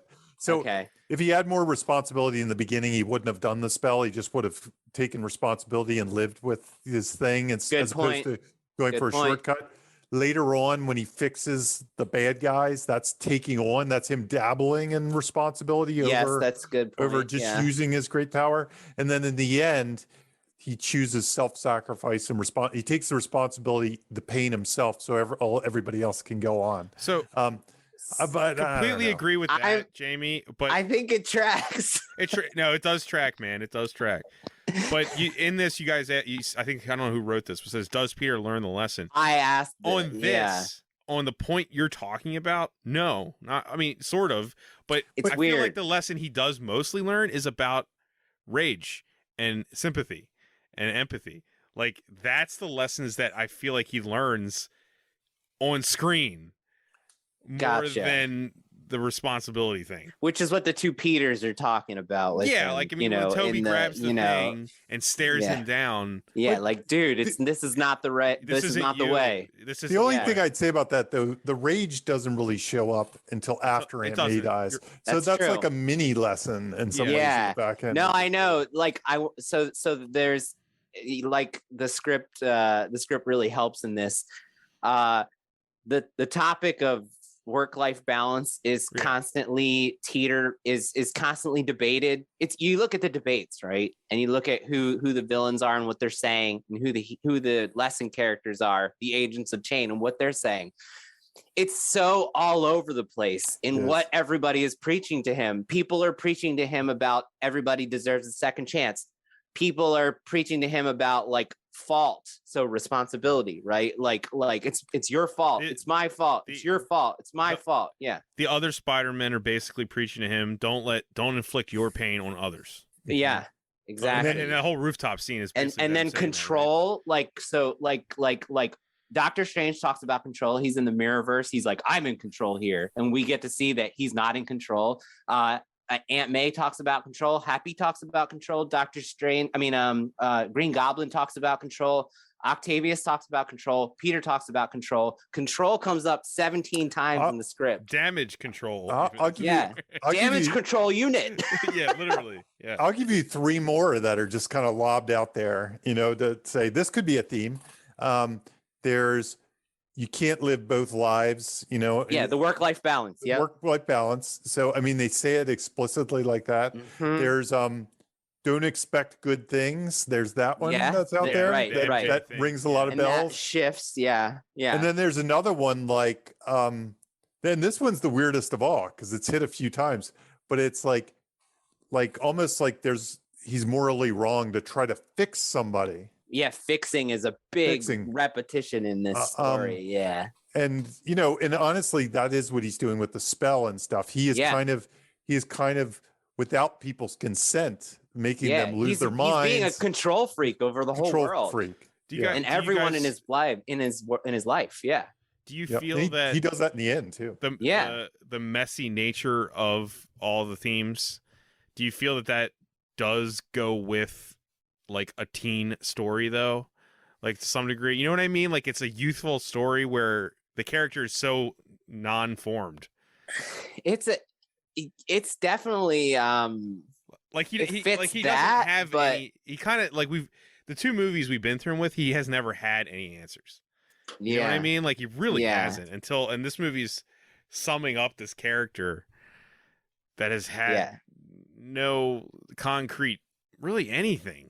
Well, let me ask this. Here's a good way to kind of so his choice in the end, it definitely feels meaningful. Definitely. Right? Yeah. It definitely feels like he's grown and changed, right? Into a better version of himself. What does that choice say about like thematically? What is that lesson that we're supposed to take from that choice that he makes? That's why I asked you guys, like, does he learn the lesson? Because I'm like, I just talked about it like as if he did when I was breaking down those choices, but I'm not sure. It was just cleaner to describe it that way. I mean, he sacrifices himself. It's about sacrifice and having to sacrifice. Yeah. That's where I come down on the great responsibility. Power. Yeah. Power, so ultimately, I think he learns with great power comes great responsibility. Jamie's not wrong. I was never saying that. You're right. It's like he's accepting that Spider-Man is a crappy life, but that's his life. And look, there's two visual things that like they're doing this like thing where they're planting it into our minds more like right on the screen. And MJ's donut shop, the coffee cup says, "We are happy to serve you."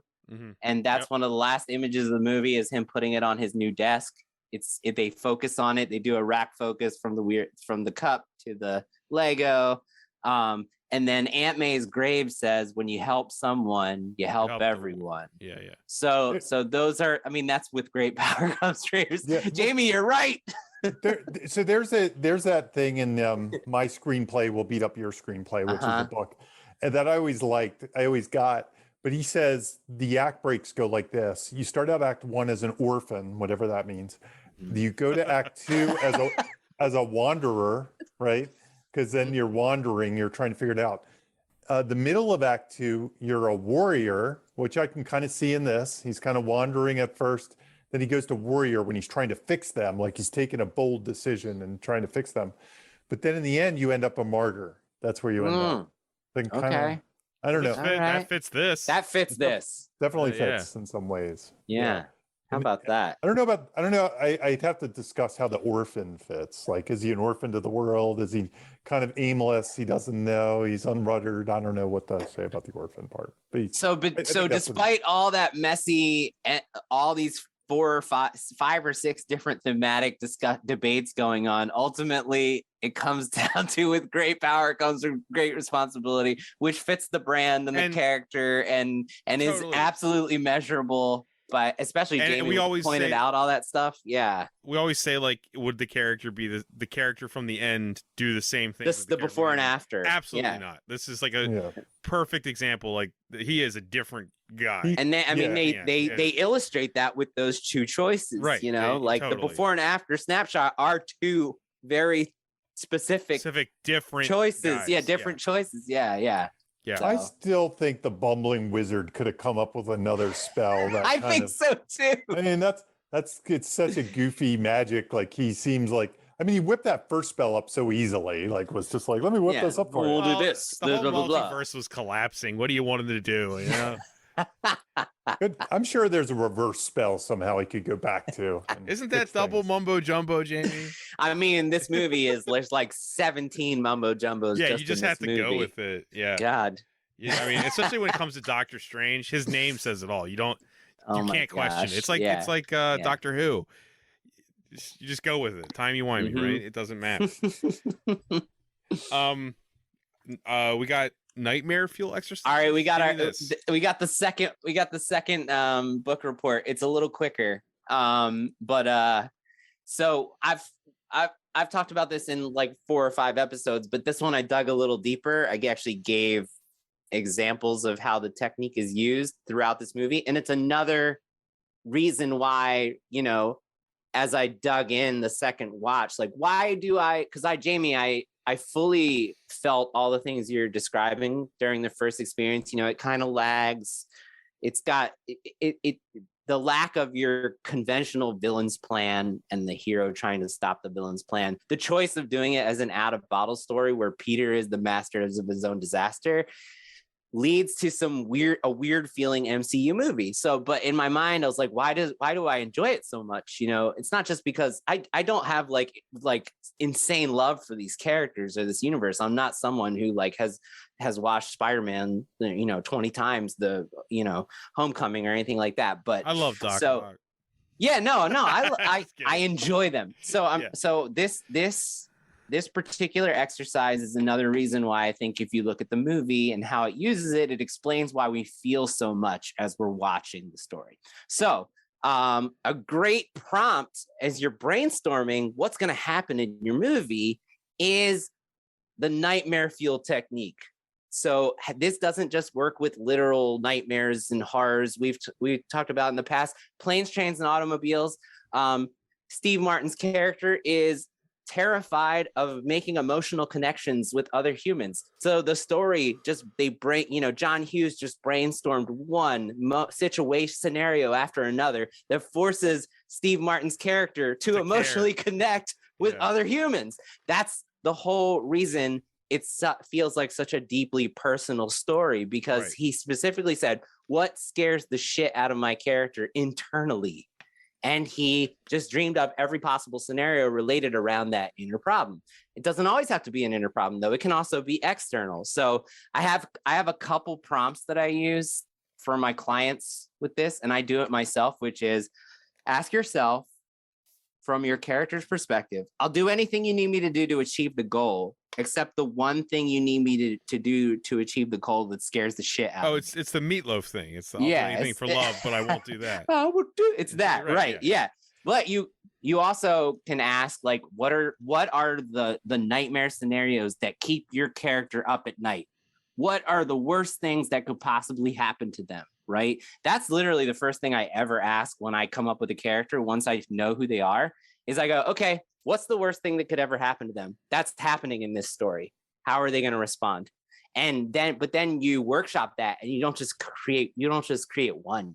You create an endless number of those scenarios. And that's so the second question I ask is, how could the worst thing that ever happened to your character end up being the best thing that ever happened to your character. Ultimately, this story is a full exercise in that question. You know, it's the worst thing that ever happened to him, that everybody knows that Peter Parker is Spider-Man, but it ends up being the best thing that could have ever happened to his character as a hero, because without that nightmare scenario happening, he wouldn't grow and change. So it's just nightmares, that your character's worst fears, whether it's internally or externally, is a great, tapping into them is a great way to make them grow. And it's also a great way to tell a compelling story, because everything that we get to watch them experience is deeply personal when we know it's like their worst nightmare. So this movie, I tracked it. This movie has 19 of Peter's worst nightmares happen moment after moment after moment. And I think once I go down this list, you're going to see why it feels like such a deep personal journey for Tom Holland's Peter Parker. So starting from the beginning, Mysterio reveals Peter's identity to the world. Peter Parker is now the most famous person in the world as being Spider-Man. That's a fucking nightmare for Peter, right? The whole movie is sparked by that. Number 2, J. Jonah Jameson has spun the story to make it look like Peter killed Mysterio. Number 3 is people on the street are calling Peter a murderer. An angry citizen throws green paint all over Spider-Man's suit and he can't wash it off. That's a nightmare scenario for shit. What if somebody throws green paint on the suit and I can't get it off, right? So now he looks like a villain, you know? People throw bricks through Aunt May's window, wanting justice for Mysterio's death. On the brick, it says, "We believe Mysterio." Right. So that's a nightmare scenario for Peter. MJ and Ned's family are scared of Peter. That's a nightmare scenario. She wants to go over to MJ's house and she says, "My dad hates you." That's a nightmare scenario for Peter. Federal agents arrest MJ, Ned, and Aunt May, and their lives are now unraveling because of their relationship with Peter Parker. That's a nightmare scenario for Peter. That's like his worst nightmare. Tony Stark's legacy and Stark Industries are now under fire and at risk because of Peter's activities. And Happy is in legal trouble because of his relationship with Peter. That's another nightmare scenario. Hundreds of media and angry people protest outside of Peter's school. That's a nightmare scenario for Peter Parker. And people are chanting that he should be arrested for murder outside of his school for being Spider-Man. Next nightmare scenario. Everyone in school films Peter while he's walking down the hall because they know he's Spider-Man. Nightmare scenario for Peter. MIT won't let MJ or Ned in because of their relationship with Peter. Nightmare scenario. Once again, he's negatively impacting. That's like that keeps him up at night. What if the things I do negatively impact the people I love? Of course, the big one, the spell brings in all the villains from all the multiverses six villains who hate Spider-Man. That's a nightmare scenario. What the fuck? Right. Not only do I have to fight like villains in my universe, I have to fight villains from other universes now. It's a fucking nightmare scenario. Green Goblin shows up at Aunt May's shelter. I mean, that's like, when you go back and watch the movie, that's one of the moments in the movie where he seems the most afraid. He's like bolting through the city, bolting through the place to get to Aunt May because there's a villain there and it's his fault. Nightmare scenario. Peter learns that every villain pulled from the multiverse is destined to die while fighting Spider-Man. That's like a new nightmare. Like, wait, like my actions in other universes? Because at this point, he doesn't know they're different humans, right? He just assumes it's like him. Yeah, he assumes it's right. So he assumes other versions of him are killing these people that are standing in front of him. And that's a nightmare. Green Goblin deceives Peter, foils his plans, and releases the villains from the safe house. That's another nightmare scenario. Spider-Man's fight with Green Goblin leads to the death of Aunt May. That's his worst nightmare. You know? Yeah, I was gonna say that would be the one. The biggest, worst nightmare. Yeah. The Green Goblin blows up the spell box that's gonna send everyone back. MJ and Ned fall from the top of the Statue of Liberty because of the villains. That's Peter's worst nightmare, you know? Peter too gets stabbed by the Green Goblin because Peter's trying to kill the Green Goblin. That's a nightmare scenario. Now I finally met another version of Spider-Man, and he's dead because he thinks he might die because of him. It's a nightmare scenario. Now every villain from every multiverse is coming into Petey's universe simultaneously in the climax. That's an escalated version of the original nightmare. And then the last one, to save the multiverses, even his most meaningful choice is a nightmare scenario, right? He has to choose for MJ and Ned and Aunt May and Happy. Well, Aunt May's gone, but to forget him. So that's a nightmare scenario that he has to make that choice. So the key takeaways here is, if you can brainstorm, like when you're whiteboarding, what's going to happen in your movie, one way to do it is if you just choose one nightmare scenario after another, that's going to make it like a deeply personal story, and it's going to make your character grow and change, and it's going to be a compelling one to watch. So this is a great example of using that technique, like to an extreme. So thanks for letting me do my second book report of the episode. I asked Jamie and Bob before we started, like, should I not do this? I think it's also like everything you said goes to character, right? You can't have the nightmares if the audience doesn't know the character.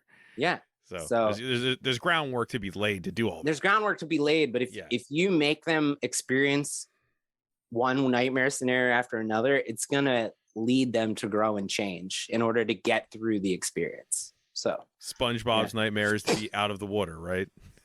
That's right. Yeah. Yes. Same with mine. Same with Jamie. Jamie's always submerged. He likes wrinkly skin, and that's how it is.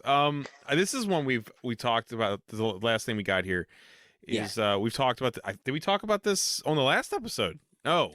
We did. It was on the talking points, but we didn't get to do it. I got a bad feeling about this. Got a bad feeling about this. But we did talk about it on Batman. We did. I believe we talked about it on Batman, and we've talked about it on other episodes. We always say that, but hey, we want you to listen to those other episodes too. Dialogue repetition. It's Spider-Man. So the MCU loves to do this, but this is just a cinematic technique in general. I mean, a lot of my favorite moments are this. We didn't get to do it in the Star Wars episode, so I'll use that example here. It's the repetition of "May the Force be with you" is. The first two times it's said by people who really believe in the Force. And the third time it's said by Han Solo, who has vocally expressed that he does not believe in the Force. But it shows us how Han has grown into somebody who cares about others. And he uses it in a meaningful way by having Han say, "May the Force be with you."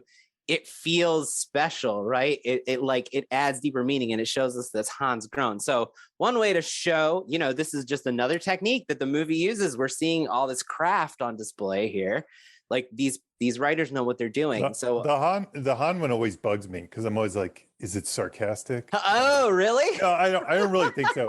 It's just his delivery in it. Harrison Ford, who I love, but you know how he kind of does. Luke. You think is he about to burst out laughing? He's he no-sells it so much that you can't tell. It's so understated. Tell what he's thinking. Like you're like, what is that's good? What is he thinking? I'm gonna start laughing as soon as the camera turns off. But an example that immediately comes to mind in the MCU is "We Don't Trade Lives." The cap to the repetition and reversal. We don't trade lives. There's so many of those throughout the MCU, but it's a common technique, and I really like it. It's basically another form of the rule of three that we talked about. It's set up, reminder, reversal. But it's how you use it is to show how a person is growing and changing, or how a relationship is growing and changing. And a lot of times they are simultaneous. So this one is the MJ. It's kind of the only character work with MJ that we get. Like MJ is really underwritten in all this, which sucks. But it's just so bloated. There's not much. It's so bloated, and they gotta put So, but this is MJ's one piece of character work that we get from her, which is her disappointment mantra. Right? She says the setup is expect disappointment, and you'll never get disappointed. And then that she says that again in another situation where they're like, they're replanning and making new goals, and she says it again, like, expect disappointment, and you'll never get disappointed. But then after the Dark Night of the Soul and Aunt May dies, and the Peters come through and they're teaching the lesson, and really Ned and MJ are kind of absorbing the lesson that the other Peters are trying to give too, because they're all there. When they make the final plan to go into Act 3, and with all the goobers, and they're like, you're going to do this, you're going to do that. Peter says to MJ, here goes nothing. What's that thing you always say? Expect disappointment. And she cuts him off and she's like, nope, we're going to kick some ass. So it's just a very simple, quick thing that the writers give you to show us that MJ's growing. She's no longer being pessimistic. She's expecting optimistic outcome here. So it's just they do it with the "Don't call me sir," but I don't think it's as good. So that's why I didn't bring it up. But yeah, it's also just setup and payoff too, right? Like in a it's a specialized setup payoff. It's also a joke. Specific. It's also kind of a joke. Yeah, you set it up, you establish it, and then you do the punchline. I love dialogue repetition and reversal. I think it's really easy, and I think it's really impactful, and then very rarely does it not work. So, and it's a bite-sized thing to make the audience at least make you feel like you know where it's going. It just adds a little, adds a little spice to the script, a little thing to add a little more spice. Ooh, that tastes good. So, yeah. That's all. Well, I mean, I think that does it, guys. That's our. We found a way home. We did. Did anybody learn anything? I did. Yeah. Jamie, you taught me. Jamie, I definitely think you're right about ultimately the theme and the lesson he learns is with great power comes great response, which I was kind of thinking, like, is it really just that over again? But I think you're right. I think it is. So I learned that. It is. Yeah. I couldn't argue with that. Yeah. I think what I really like about this one is and it reinforces this for me, the out of the bottle using for a different genre. I think if you can mix your save the cat genres in with in unexpected genres, I think that's always a win. I think there's a cool thing to that, to keep looking at that. Like, so if you want to make a superhero story, really go through and say, what kind of superhero story hasn't been made before, and try to figure it out, or whatever movie you're trying to make. Superman stuck in a time loop. There you go. Looperman. I just loved, I'm going to give it to Jamie. Not that, I think we already knew this, but I liked putting it in words. Treat it like a sequel. That probably sounds like, to a lot of people, that probably sounds like the most anti-artistic thing ever. But I love that. I think as a writing blurb, that's so good. Treat it like a sequel. Yeah, start your movie like it's the sequel to another movie. Don't tell me, first the Earth cooled. I mean, then tell me everything that happened. I don't know that I do this as much now, but early when I started to write, a lot of my concepts, I used to always say, write the sequel of. So I wouldn't write like the first movie. I'd kind of write the second one, and then I'd have that's good. So that's good. Altered, which I did, is an example of that. It was like, I wanted to do a movie like Fire in the Sky, but I was like, I'm going to do the sequel to that. The sequel to Fire in the Sky. Yeah. So I did that with a lot of my concepts. My concepts were like, I want to do the second movie first, and it will feel like there's a rich world and backstory to that. That's good. That thing. Yeah. I guess you could also say, like, when you're writing, make sure that there could potentially be a great prequel. Yeah, you could say it like that too. Yeah, I'm sure George? No, I'm kidding. Yeah, that's right. I'm sure that's what George did. A bunch of Jedi sitting in a room talking. Yeah, right. Well, he did do Temple of Doom. I mean, come on. That's true. That's true. Yeah. Okay, I think that's everything. That's it. Yeah. We've already plugged Jamie's books. We're good. Yeah. And everyone, if you want to support the show or me, buy some t-shirts. I put up some t-shirts on my t-shirt store. Help me out. I pay for all this stuff. Anyway, thank you guys. This is good. Thanks Bob. Thanks for listening, everyone. Thank you. Bye everyone. Bye-bye. You have just listened to Writers Blockbusters, a screenwriting podcast featuring two professionals and another guy. Available only on Thundergrunt.